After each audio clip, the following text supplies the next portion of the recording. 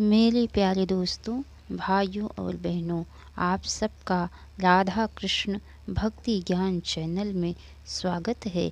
आज मैं आप सबको भक्त नरसिंह मेहता की लोक प्रसिद्ध कथा को सुनाने जा रही हूँ, जो कि बड़ी अच्छी और बड़ी पावन है।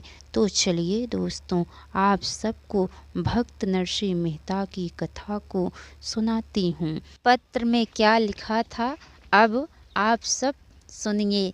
तुलसीदास जी कहते हैं, श्रीयुत मदन राय जी, आपकी इकलौती पुत्री का संबंध जोड़ने के लिए आपके पुरोहित दीक्षित जी जूनागढ़ आए थे। आपको मालूम होगा कि जूनागढ़ में हमारे 700 घर हैं, परंतु उन्होंने किसी योग्य घर में संबंध ना करके अत्यंत निर्धन और जातियुक्त नरसिंह राम के पुत्र के साथ संबंध जोड़ दिया है।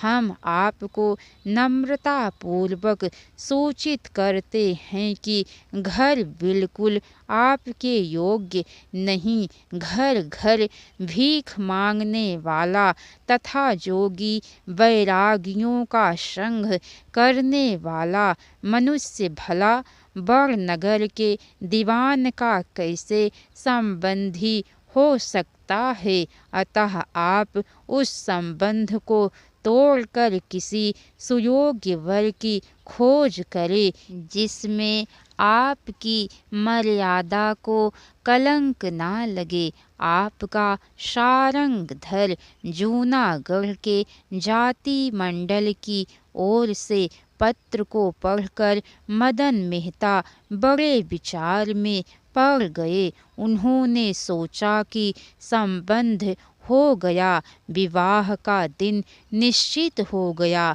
विवाह की सारी तैयारियां हो गई, सर्वत्र आमंत्रण भी चला गया। इज्जत का मामला ठहरा, क्या किया जाए।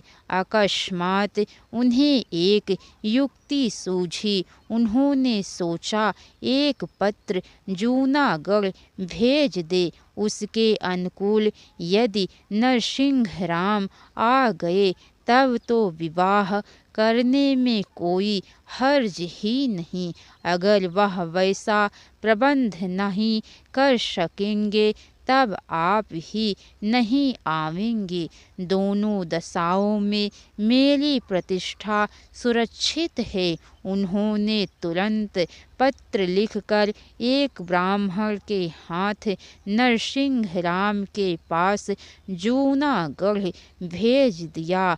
पत्र में लिखा था, सिद्धि जी अनेक बार नमस्कार। श्रीयुत नरसिंह राम जी मेहता को बड़नगर से मेहता का अनेक नमस्कार पहुँचे। आगे निवेदन है कि आपके सुपुत्र चिरंजीव श्री श्यामल दास के साथ मेरी पुत्री चिरंजीवी जूठी बाई का शुभ विवाह शुभ मिति माघ शुक्ला पंचमी को होना निश्चित हुआ है। अतः आप उक्त तिथि पर हाथी घोड़े रथ और पैदल एक चतुरंगड़ी बृहत बारात के साथ पधारिएगा और मेरी मर्यादा के अनुसार वस्त्राभूषण लाइएगा। अगर बारात और वस्त्राभूषण मेरी मर्यादा के अनुकूल न आए तो मुझे बाध्य होकर अपनी पुत्री का विवाह अन्यत्र करना पड़ेगा। आपका मदन राय। बड़नगर से ब्राह्मण ने आकर पत्र नरसिंह राम के हाथ में दे दिया। पत्र पढ़कर वह श्री कृष्ण मंदिर में गए और करताल लेकर भागवत कीर्तन करने लगे। भक्त की पुकार सुनकर भगवान प्रकट हो गए। उन्होंने अमृतमयी वाणी से कहा, वत्स, तुझे मेरा आवाहन क्यों करना पड़ा? भक्तराज गदगद होकर प्रभु के चरणों पर लौट गए। फिर उठकर उन्होंने प्रभु के हाथों में वह पत्र दे दिया। पत्र पढ़कर भगवान ने कहा, वत्स, किसी तरह की चिंता मत करो। मैं जानता हूँ यह सब जूनागढ़ के ब्राह्मणों की करतूत है। मैं स्वयं अपने कुल परिवार सहित नागरों का वेश धारण कर सारी सामग्री के साथ बारात में उपस्थित होऊंगा और तुम्हारा कार्य संपन्न कराऊंगा। इतना कहकर भगवान अंतर ध्यान हो गए। धन्य भक्त वत्सला नरसिंह राम ने बड़नगर के ब्राह्मण का उचित सत्कार करके विदाई कर दी और आप निश्चिंत होकर भजन पूजन करने लगे। माघ शुक्ला प्रतिपदा के दिन वह सिर पर चंदन लगा, हाथ में करताल ले 10-5 साधु के साथ पुत्र का विवाह करने के लिए जूनागढ़ से चल पड़े। इस विचित्र बारात को देखकर माणिक बाई ने पति से कहा, स्वामिन, यही सामग्री लेकर आप एक दीवान के घर जाएंगे। कहीं अपमानित होकर बड़नगर से पुत्र का विवाह करने के बदले ज्यों का त्यों वापस ना आना पड़े। मेहता जी ने सरल ढंग से उत्तर दिया, प्रिय, तुम बहुत अधीर हो जाती हो। जब मैंने मान लिया है कि मेरा पुत्र ही नहीं, तब मेरा अपमान कैसा और इसकी चिंता क्यों?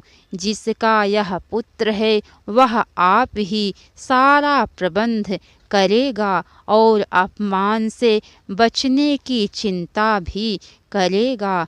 जूनागढ़ के नागर ब्राह्मणों ने जब इस अनोखी बारात को देखा तो उनके आनंद का ठिकाना न रहा। उन्होंने सोचा कि अब अपना काम आप ही बन जाएगा।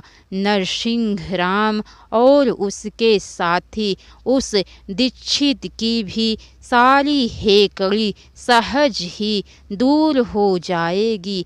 देखो ना, इस भिखमंगे की हिम्मत ऐरे गैरे भिखमंगों की टोली बनाकर चला है। दीवान की बेटी ब्याह ने इस बार इसकी पोल खुलेगी।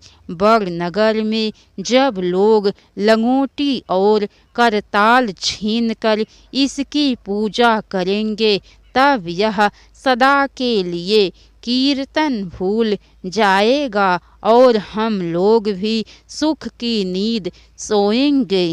परंतु भक्त राज को काहे की चिंता? वह तो बस कीर्तन करते हुए चले जा रहे थे। कुछ दूर जाने के बाद उन्होंने देखा कि एक बहुत बड़ी बारात डेरा तंबू डाले पड़ी है। समीप जाकर उन्होंने स्वयं भगवान को गृहस्थ रूप में देखा और उन्हें भक्ति पूर्वक प्रणाम किया। फिर भक्त राज ने प्रेम भरे स्वर में कहा, भगवान, आप मेरे लिए इतना बृहद स्वरूप धारण करेंगे और मेरा कार्य संपन्न कराएंगे, इसकी मैं कल्पना भी नहीं कर सकता था। वत्स, इसमें आश्चर्य की कौन सी बात है। मैं तो सदा भक्त के अधीन रहता हूँ। भक्त जिस भाव से मुझे भजता है उसी के अनुरूप मुझे स्वरूप धारण करना पड़ता है। क्या मैंने गोपियों की भावना के अनुसार स्वरूप धारण कर उनकी इच्छा पूर्ति नहीं की थी। बालक भक्त प्रहलाद को जिस समय विषपान कराया गया उस समय क्या विष स्वरूप बनकर मैंने उसकी रक्षा नहीं की थी। पुत्र, अपने भक्त के लिए भी काम करना मेरे लिए दुष्कर नहीं है। भगवान ने नरसिंह राम का समाधान किया। वहाँ से बारात बड़ी सज धज के साथ रवाना हुई। हाथी, घोड़े, रथ, पैदल चतुरंगली बारात थी। अनेकों प्रकार के बाजे बज रहे थे। कितनी ही गाड़ियों पर डेरे, तंबू और सजावट के सामान लदे हुए थे। जब स्वयं द्वारकाधीश भगवान ही बारात में थे तब उसमें कमी किस बात की हो सकती थी। बारात निश्चित समय पर बड़नगर पहुंच गई और एक स्थान पर आकर ठहर गई। बारात का ठाट देखकर सब लोग यही कहते हैं कि मानो कोई चक्रवर्ती राजा अपने पुत्र का विवाह करने आए हैं। इधर मदन मेहता ने भी अपनी हैसियत के अनुसार विवाह की खूब तैयारी कर रखी थी। दूर दूर के सगे संबंधी और मित्र श्रीमंत लोग ब्याह में सम्मिलित होने के लिए आए थे। बारात का आगमन सुनकर वह सब लोगों के साथ स्वागत करने के लिए उस स्थान पर आए।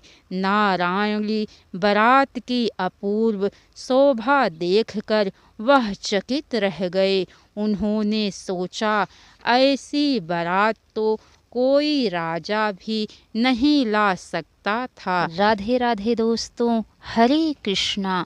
तो कैसी लगी कथा लाइक करके कमेंट बॉक्स में ज़रूर बताइएगा। अगर हो सके तो एक बार शेयर भी ज़रूर कीजिएगा। इसके आगे की कथा दोस्तों आप सबको कल सुनने को मिलेंगी। राधे राधे दोस्तों, हर हर महादेव।